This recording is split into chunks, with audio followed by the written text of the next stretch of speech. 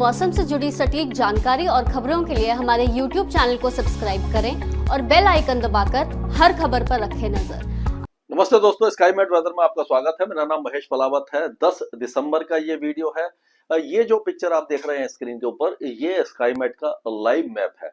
आप स्काईमेट की वेबसाइट पर जाएंगे या स्काईमेट की ऐप पे जाएंगे तो आपको ये दिखाई देगा। इसमें जो इस समय हवाएं चल रही हैं वो आपको दिखाई दे रही है। ये देखिए, आप हवाएं इस तरह से ये चल रही है, यहाँ से उत्तर पश्चिम दिशा से आ रही है। ये देखिए, यहाँ पर जो पीला कलर है इसका मतलब थोड़ी सी तेज हो रही है, और यहाँ पर ये आगे आप देखिए बंगाल की खाड़ी से होती हुई, और ये इस तरह से ये घूम रही है। नॉर्थ ईस्टर्ली विंड हो रही है, नॉर्थ ईस्ट मानसून को जो एक्टिव कर दिया। लेकिन अभी कोई ज्यादा वेदर सिस्टम नहीं है, इसलिए नॉर्थ ईस्ट मानसून ज्यादा एक्टिव नहीं है। और ये जो आप देख रहे हैं ये ऑटोमेटिक वेदर स्टेशन है। इस पे अगर आप क्लिक करेंगे तो आपको हर जगह का वेदर आपको दिखाई दे जाएगा। जैसे अगर हम यहाँ पर क्लिक करते हैं राजस्थान में, तो ये देखिए राजस्थान में जितने भी ऑटोमेटिक वेदर स्टेशन है, यहाँ पर 4 है, यहाँ पर 2 है, उसके बारे में आपको पता लग जाएगा। हवाओं की ये गति भी दिखाई देगी। और अगर यहाँ पर हम क्लिक करते हैं तो ये देखिए, ये अलग अलग स्टेशन आ गए, और इसके ऊपर आपको पूरी तरह से इसके बारे में काफी ज्यादा डिटेल में जैसे जैसे आप क्लिक करते जाएंगे उस तरह से ये मैप थोड़ा सा बड़ा होता जाएगा, और आपको उसके बारे में पूरी जानकारी देगा। ये देखिए हवाएं किस तरह से घूम रही है, ये आप देख सकते हो। ये आपको दिखाता हूं मैं। ये देखिए, तो ये पूरे ग्लोब का आपको इसमें दिखाई दे जाएगा। तो ये देखिए, आप जो हवाएं हैं वो इस तरह से यहाँ से घूमती हुई आ रही है। यहाँ पर वेस्टर्न डिस्टर्बेंस का असर दिखाई दे रहा है। तो इस तरह से ये मैप आपको दिखाई देगा, और इसमें आपको पूरी मतलब जानकारी काफी मिलेगी। और हमारी वेबसाइट में बाकी चीजें भी है, आर्टिकल भी आते हैं, फोरकास्ट भी आता है।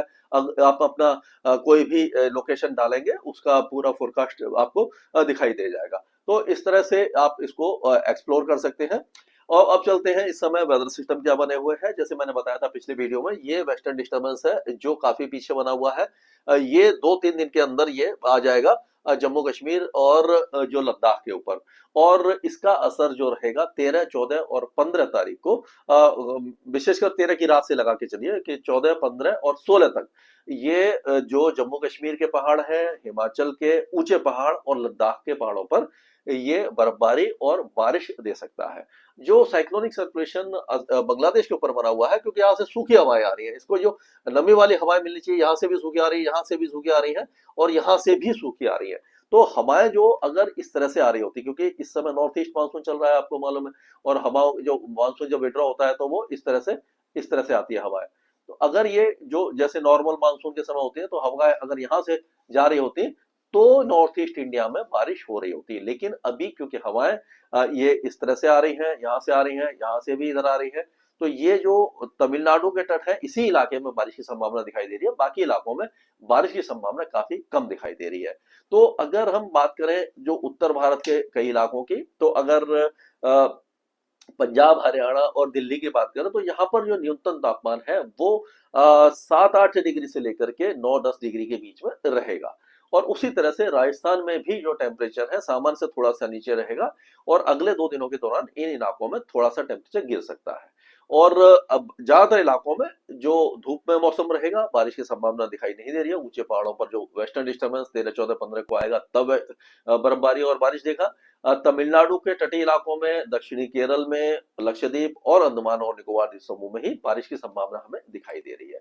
तो अगर आगे चलते हैं हम, तो ये जैसे कि 10 तारीख का हम वेदर देखते हैं, तो इसमें आप देखिए कि जो बारिश की गतिविधियां हैं केवल लद्दाख और जम्मू कश्मीर और हिमाचल के ऊंचे पहाड़ों पर दिखाई दे रही है, आगे कहीं पर भी दिखाई नहीं दे रही। उत्तर पश्चिम दिशा से हवा चल रही है।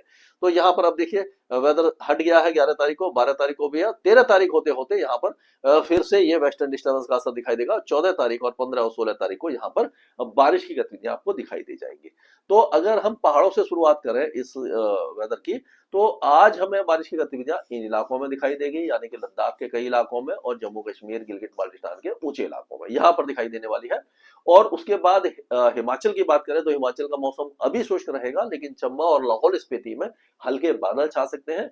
लेकिन 14-15 तारीख को मतलब 13 तारीख को यहाँ पर नहीं पहुंचेगा, 14 से लेकर के 16 तारीख के बीच में ये ऊंचे जो पहाड़ है यहाँ पर बर्फबारी या हल्का मतलब बारिश की गतिविधियां यहाँ पर आपको दिखाई दे जाएंगी। चंबा और लाहौल स्पीति के ऊंचे पहाड़ों पर ही दिखाई देगी। उत्तराखंड का मौसम अभी फिलहाल शुष्क बना रहेगा, दिन में धूप निकलेगी, सुहावना मौसम है। अगर आप जाना चाहें तो इन तीनों जो हिली वो राज्य हैं, यानी कि लद्दाख से लेकर के जम्मू कश्मीर, हिमाचल, उत्तराखंड में आप जा सकते हैं और आनंद से मतलब वहां पर अपनी छुट्टियां बिता सकते हैं, समय बिता सकते हैं। हालांकि आपको स्नोफॉल दिखाई नहीं देगा, लेकिन मौसम बहुत ज्यादा सुहावना बना रहेगा। सुबह रात की सर्दी है, दिन में भी सर्दी है, लेकिन धूप रहेगी, जिससे कि आपको किसी भी तरह की परेशानी नहीं होने वाली है। अब अगर पंजाब की बात करें तो पंजाब में जो मौसम है वो ठंडा हो गया है, काफी ज्यादा सर्दी बढ़ गई है। सुबह और रात की सर्दी काफी है, दिन में भी सर्द हवाएं अभी चलती रहेंगी अगले 2-3 दिनों के दौरान, क्योंकि उत्तर पश्चिम दिशा से हवाएं चल रही है। गुरदासपुर, अमृतसर से लेकर के आपका लुधियाना, पटियाला, संगरूर, बठिंडा, मनसा, मोगा, फिरोजपुर, सभी इलाकों में आपको मौसम ठंडा दिखेगा। और उसी तरह से यमुनानगर, पंचकुला, चंडीगढ़ से लेकर के आपका सिरसा, फतेहाबाद, हिसार, भिवानी, चरखी दादरी, जिंद, रोहतक, फरीदाबाद, सभी इलाकों में जो सुबह और शाम की सर्दी काफी ज्यादा आपको दिखाई देगी। दिन में भी सर्द हवाएं ही चलेंगी, लेकिन मौसम धूप में रहेगा। तेज हवाओं के कारण क्या हो रहा है कि जो पॉल्यूशन है वो दिल्ली एनसीआर में काफी हद तक थोड़ा सुधर गया है। अब विजिबिलिटी भी अच्छी हो गई है, किसी तरह की परेशानी नहीं है। हालांकि हाँ, अभी भी पुअर कैटेगरी में ये बना रहेगा। और जब तक हवा चलती है तब तक ये पॉल्यूशन थोड़ा सा पुअर कैटेगरी में या मॉडरेट में भी आ जाता है। लेकिन बारिश की इंतजार है, बारिश अभी फिलहाल दिखाई नहीं दे रही है। अगले कई दिनों तक, कम से कम एक सप्ताह तक तो बारिश नहीं है। अगर इंड्यूस्ड साइक्लोनिक सर्कुलेशन बनता है पंजाब या हरियाणा पर किसी बड़े वेस्टर्न डिस्टर्बेंस के प्रभाव से, तब जाकर यहाँ बारिश होगी, जो 3rd वीक ऑफ दिसंबर में ही हमें उम्मीद है कि होगी। उस समय पॉल्यूशन काफी हद तक धुल जाएगा और काफी अच्छी एयर क्वालिटी हो जाएगी। तो तब तक के लिए किसान भाइयों से यह है कि अपनी जो भी फसल की तैयारी कर रहे हैं, बुआई है, ये कीटनाशक दवाइयों के छिड़काव है, इसमें किसी भी तरह की परेशानी बारिश आपको नहीं करेगी, यानी कोई भी रुकावट अभी नहीं होने वाली है। लेकिन इरिगेशन आपको खुद करना पड़ेगा, यानी कि सिंचाई आपको खुद करनी पड़ेगी।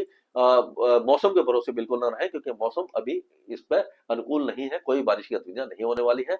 मेरठ, मुजफ्फरनगर, सहारनपुर से लेकर के लखनऊ, कानपुर, फिरोजाबाद, एटा, हाथरस, आगरा, अलीगढ़, भदोही, जौनपुर, मऊ, गाजीपुर, बलिया, सिद्धार्थनगर, फैजाबाद, अयोध्या, सारे इलाके जो उत्तर प्रदेश के हैं वो सूखे रहेंगे। सुबह के समय धुंध और कुहासा या हल्का कोहरा छा सकता है, यानी कि सुबह और रात के समय अगर आप खुले में किसी ऐसी जगह पर जा रहे हैं, हाईवे पर जा रहे हैं, तो अपने वाहन का बहुत सावधानी से चलाएं, क्योंकि कोहरा विजिबिलिटी कम कर देता है और एक्सीडेंट का खतरा बढ़ जाता है। उसी तरह से बिहार में भी आप देखेंगे कि सीतामढ़ी, चंपारण, या किशनगंज, सुपौल से लेकर के ये आपका जो बेगूसराय है और पटना, नवादा, गया, भागलपुर, ये सारे इलाके जो है वो पूरी तरह शुष्क बने रहेंगे। टेम्परेचर थोड़े से बढ़ सकते हैं, क्योंकि पूर्वी दिशा से हवा चलेगी। उसी तरह से ये झारखंड की अगर बात करें तो गोड़ा, पगोर, दुमका से लेकर के जमताड़ा से लेकर के आपका लातेहार, लोहारदगा, रांची, खूंटी, चाईबासा, जमशेदपुर, सभी इलाके सूखे रहेंगे। कोई भी वेदर एक्टिविटी नहीं होगी। कल परसों से यहाँ पर पूर्वी हवाएं चलेगी, यहाँ पर भी मिनिमम टेम्परेचर थोड़े से बढ़ जाएंगे। पश्चिम बंगाल में कोई भी वेदर एक्टिविटी नहीं है। 24 परगना, मेदिनीपुर, हावड़ा, डायमंड हार्बर और जो शांति निकेतन, कोंटई, हुगली, हावड़ा, कलकत्ता से लेकर के आपका दिनाजपुर, मेदिनीपुर से लेकर के ऊपर दार्जिलिंग, कलिम्पोंग, कहीं यहाँ तक कोई भी वेदर एक्टिविटी आपको दिखाई नहीं देने वाली है। उत्तर पूर्वी राज्यों में भी मौसम पूरी तरह शुष्क रहेगा, हल्के फुल्के कहीं बादल छाएंगे।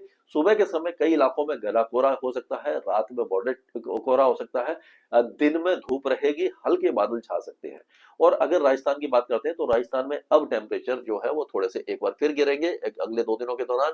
गंगानगर, हनुमानगढ़, चूरू, झुंझुनू, सीकर, अलवर, दौसा, करौली, भरतपुर, सवाई माधोपुर, यहाँ से सारे इलाके में और जो हवा है वो उत्तर पश्चिम दिशा से चलेंगी, जिससे कि यहाँ पर थोड़ी सी सर्दी बढ़ सकती है। दिन में अभी भी धूप रहेगी और हल्की गर्मी सी का एहसास अभी भी हो सकता है। मध्य प्रदेश में भी जो हवा है उनका जो डायरेक्शन रहेगा वो लगभग इसी तरह से रहेगा, यानी कि यहाँ से आएंगे और ये जो पूरे इलाके में टेम्परेचर को गिराएंगे। और आप कह सकते हो कि पूरा मध्य प्रदेश सूखा रहेगा, साफ रहेगा। जो पश्चिमी मध्य प्रदेश है वहां पर धुंध कुहासा छा सकता है, लेकिन कोई भी मौसमी गतिविधि नहीं होगी। उसी तरह से आपका छत्तीसगढ़ में कोरिया, सूरजपुर, बलरामपुर से लेकर के सरगुजा, जांजगीर, चंपा और ये दांतेवाड़ा, सारे इलाकों का मौसम साफ बना रहेगा। उड़ीसा में कोई वेदर एक्टिविटी आपको दिखाई नहीं देगी। गुजरात काफी ज्यादा ठंडा रहेगा, सुबह शाम की सर्दी रहेगी, दिन हल्का गर्म रहेगा। महाराष्ट्र में अभी टेम्परेचर सामान्य से नीचे बने हुए हैं, लेकिन वेदर एक्टिविटी आपको कहीं पर भी दिखाई नहीं देगी। तेलंगाना पूरी तरह साफ रहेगा, आंध्र प्रदेश साफ रहेगा, कर्नाटक साफ रहेगा, केरल के दक्षिणी इलाकों में बहुत हल्की बारिश रहेगी, तमिलनाडु के कोस्टल एरियाज में बहुत हल्की बारिश रहेगी, लक्षद्वीप और अंडमान और निकोबार द्वीप समूह में कहीं कहीं पर छुटपुट बौछारें ही आपको दिखाई दे सकती है। यानी कि पूरे देश का मौसम लगभग साफ रहेगा।